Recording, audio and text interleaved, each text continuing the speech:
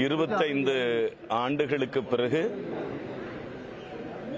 மதுரையிலே குடியிருந்த நான் பலமுறை விமான நிலையத்திற்கு, ரயில் நிலையத்திற்கு வந்திருக்கிறேன், சென்றிருக்கிறேன். ஆனால் இன்று இந்த விமான பயணமும், இன்று உங்களை சந்திக்கிற நாளும் என் வாழ்க்கையில் மறக்க முடியாத ஒரு மகிழ்ச்சியான நாளாக இருக்கிறது. இந்த மகிழ்ச்சிக்கு காரணம் காங்கிரஸ் பேரியக்கத்தினுடைய தலைவர், என் அன்பிற்கினிய தலைவர், பாராளுமன்றத்தினுடைய எதிர்க்கட்சி தலைவர் மாண்புமிகு ராகுல் காந்தி அவர்கள் என்னை அழைத்து ஒரு பொது தொகுதியிலே போட்டியிட வைத்தார். வெற்றி பெறவும் என்னை காங்கிரஸ் கட்சியும் அதன் கூட்டணி கட்சியும் வைத்தது. வெற்றி பெற்ற பிறகு மீனாட்சி பட்டணத்திலே நான் உயர்கல்வித்துறை அமைச்சராக வந்திருக்கிறேன்.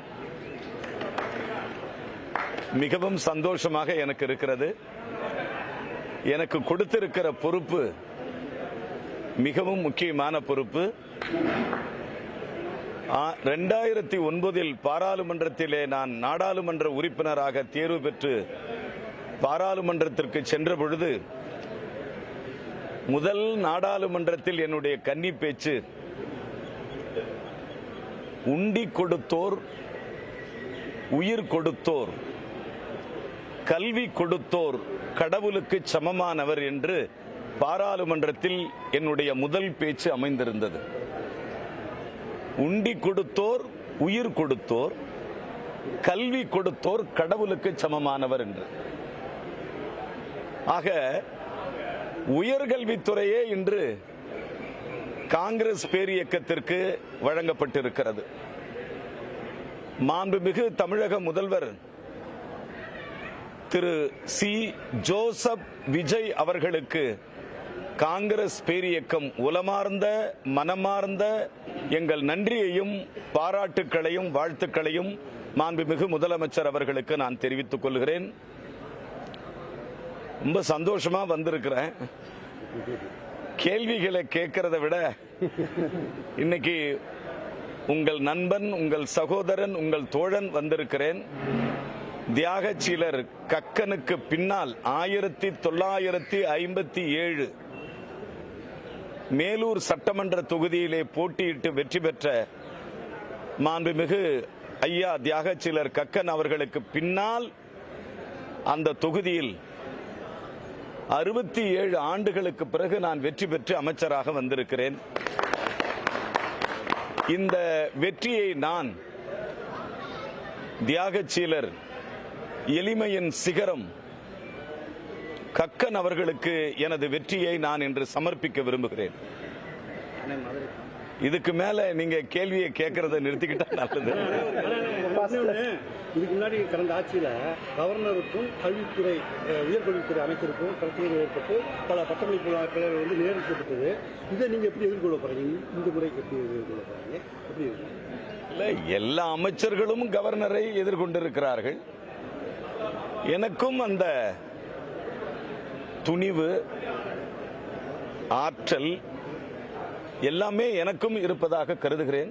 நிச்சயமாக கல்வித்துறையை சார்ந்த வல்லுநர்களோடு கலந்தாலோசித்து மாண்புமிகு முதல்வர் அவர்களின் வழிகாட்டுதலின்படி நிச்சயமாக கவர்னர் அவர்களை எதிர்கொள்ளுவேன் என்பதை விட மாண்புமிகு கவர்னர் அவர்களோடு மிகச் சரியான முறையில் அவரோடு கருத்துக்களை பகிர்ந்து கொண்டு தமிழக மக்களுக்கு எந்த முறையில் வெற்றியை கொண்டு வந்து சேர்க்க முடியுமோ அந்த முயற்சியை நானும் நிச்சயமாக எடுப்பேன்.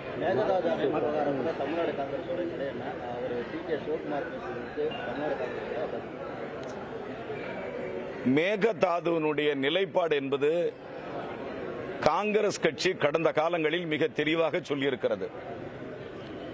அணை கட்டப்படுவதை நிறுத்தப்பட வேண்டும். தமிழக மக்களுக்கு துரோகம் இழைக்க கூடாது. அதில் காங்கிரஸ் கட்சியினுடைய அமைச்சர் என்கிற முறையில் நானும் தெளிவாக இருக்கிறேன். மாண்புமிகு முதலமைச்சர் அவர்களும் தெளிவாக இருக்கிறார்கள். இதில் இவ்வளவுதான் எங்களுடைய பதில். காமராஜர் பல்கலைக்கழகத்தில் வந்து பல்வேறு குளறுபடிகள்லாம் இருக்கு. நிதிநிலை பற்றாக்குறை, பேராசிரியர்களுக்கு சம்பளம், ஓய்வூதியம் பல்வேறு பிரச்சனை இருக்கு. உயர்கல்வித்துறை அமைச்சர் ஆமா, உயர்கல்வித்துறை அமைச்சர் இப்பதான் வந்திருக்கிறார் மதுரைக்கு. இனிமேல் எல்லாத்தையும் போய் பார்ப்போம். உங்களையும் கூப்பிட்டுட்டு போறேன், உங்க எல்லாரையும் கூப்பிட்டுட்டு போறேங்க. பத்திரிகை நண்பர்கள் அது மூன்றாவது கண், ஜனநாயகத்தினுடைய மிகப்பெரிய தூண்களில் ஒன்று. உங்களுடைய ஆதரவோடு எங்கெங்க சீர்திருத்தம் பண்ண வேண்டியது இருக்கோ அதெல்லாம் நம்ம பண்ணலாம். விவகாரத்தில் நேற்று கூட இளைஞர் காங்கிரஸ் அமைச்சர் ஆளுநர் மறையை முற்றுகையிட்டாங்க. நம்ம எந்த அளவுக்கு ஏற்கனவே இப்ப இருக்க முதல்வர் பழைய முதல்வர் விமர்சனம் பண்ணாரு, கடிதமா எழுதுறாருன்னு. இவரும் இப்ப கடிதம் தான் எழுதியிருக்காரு. நம்ம ஆக்கப்பூர்வம் அவசரப்பட வேணாமே. முதல்வர் வந்திருக்கிறார், கொஞ்சம் அவகாசம் தேவைப்படுது இல்லையா? எங்கள் நிலைப்பாடு தலைவர் ராகுல் காந்தி அவர்கள் மிக தெளிவாக சொல்லியிருக்கிறார்.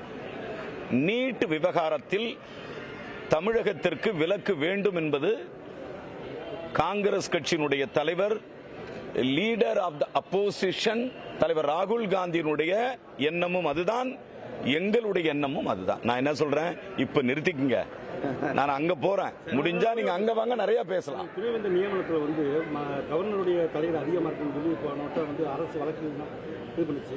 இதை நீங்க இந்த விட்டு எப்படி இது பண்ணுறீங்க? எங்க அரசாங்கம் ஒரு நேர்த்தியான முறையில் கவர்னரோடு ஒரு இணக்கமான உறவை ஏற்படுத்தி கொண்டு சாதகமான நிலையை எடுத்து மக்களுக்கு என்ன வேணுமோ, கல்வித்துறைக்கு என்ன வேணுமோ அதை நாங்கள் பெற்று தருவோம்.